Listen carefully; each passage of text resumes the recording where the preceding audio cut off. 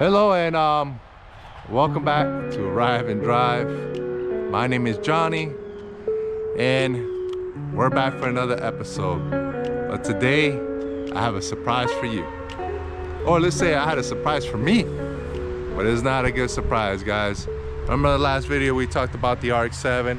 As you know, I took it out to the track and a few times on the left-hand turn, it kind of did a little bit of fuel starvation.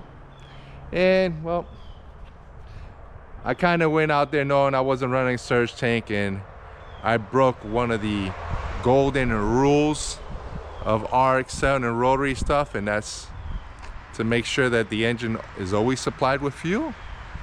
And as you know, I drove that car there, I beat on it, I spanked that 911 GT3 on the track, yes sir, but the engine got hurt because on those sweepers it lost a little bit of fuel starvation, and the engine is popped. Yes, it detonated. All my fault, nobody's fault but my own. No fault of the builder, the engine, or the rotary itself. I broke the rules and I paid for it. And there is the motor right there in pieces. Almost nothing is salvageable. You take a look here, the rotors are dented. Let me take one out. Right there, that dent right there, that's from detonation. I don't know if you can see that. This is a factory dent, you know, made by Mazda. This is not.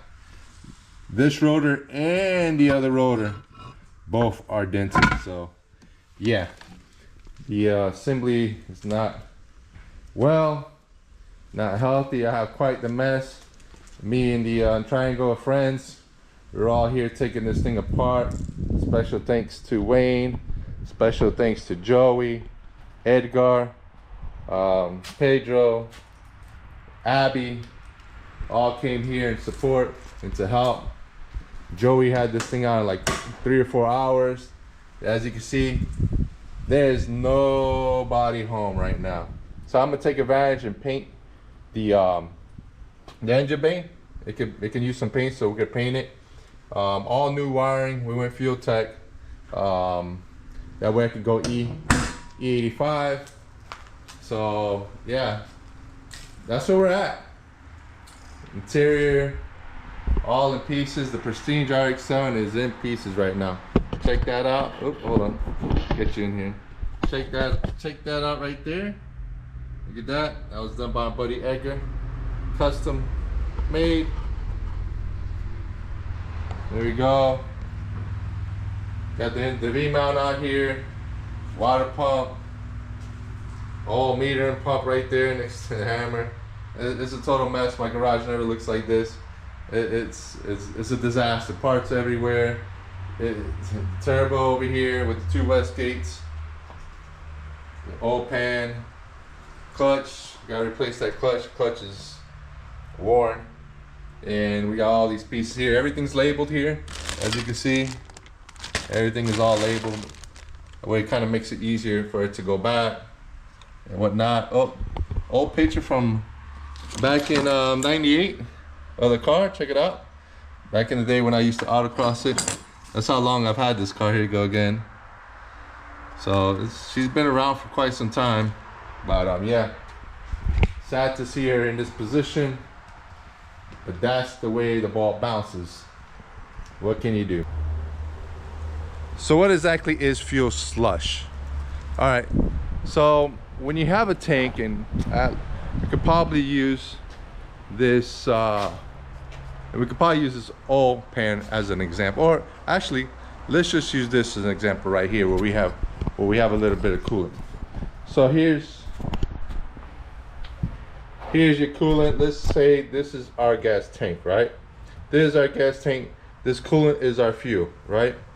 So obviously we had a little, probably less than half a tank when we were running the car. And when you accelerate, the fuel goes here, right? See that?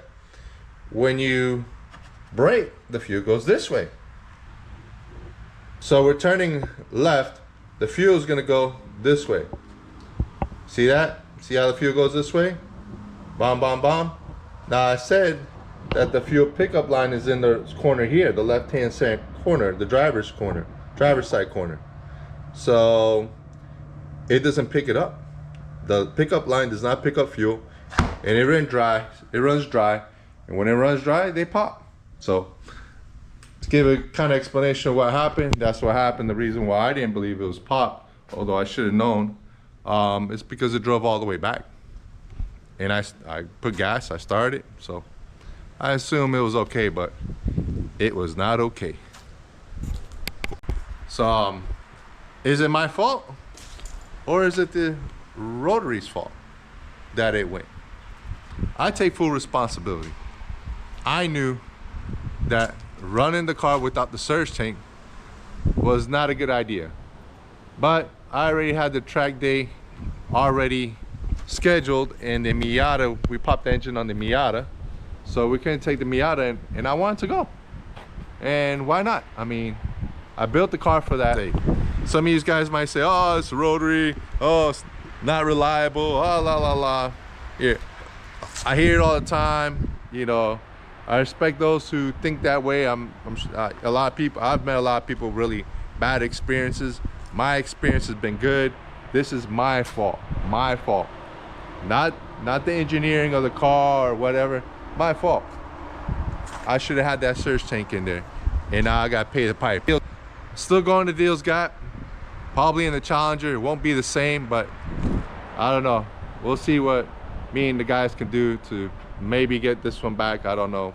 I don't think we're gonna make that, but stay tuned.